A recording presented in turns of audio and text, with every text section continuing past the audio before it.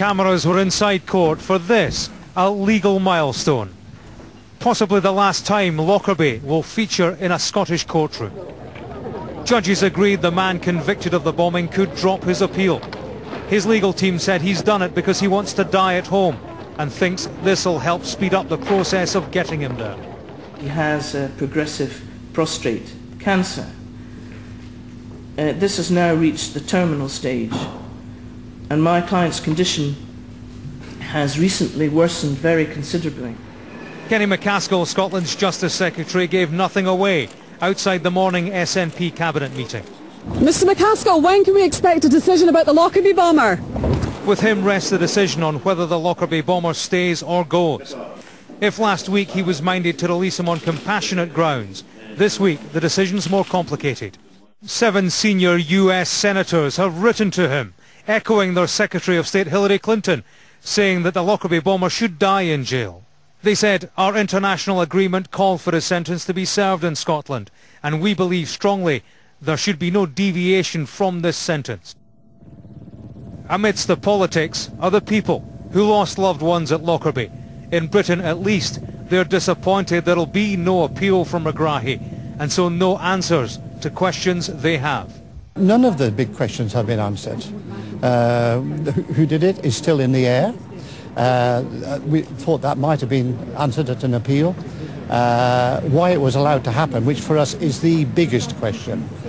Away from the court in the heart of Festival Edinburgh, the Scottish Government is mulling over a decision it insists will be judicial, not political. Awkwardly, it's now steeped in politics. Hillary Clinton, the American Secretary of State, has repeated her firm opposition to the early release of the Libyan man convicted of organising the Lockerbie bombing 20 years ago. Abdel-Basset al-Megrahi is serving a life sentence in a Scottish jail for the destruction of a Pan Am airliner and the deaths of 270 people. But he could be released later this week because he has terminal cancer. Mrs. Clinton said he should remain in prison. The United States has made its views known over a number of months, and we continue to make the same point that we think it is inappropriate and very much against the wishes of the family members of the victims who suffered such grievous losses with the actions that led to the bombing of the airline.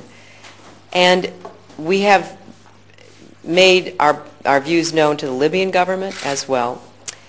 I take this very personally because I knew a lot of the family members of those who were lost because there was a large contingent from Syracuse University. So during the time that I had the great honor of representing New York, I knew a lot of these families. I talked with them about what a horror they experienced, and I just think it is absolutely wrong to release someone who has been imprisoned based on the evidence about his involvement in such a horrendous crime.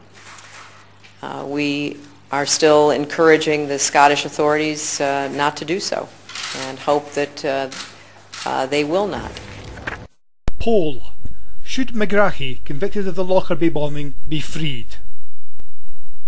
Yes, free him. He was only following Gaddafi's orders, and we need the Libyan oil deals, so just forget it. Profits before justice. Or, no, keep him locked up.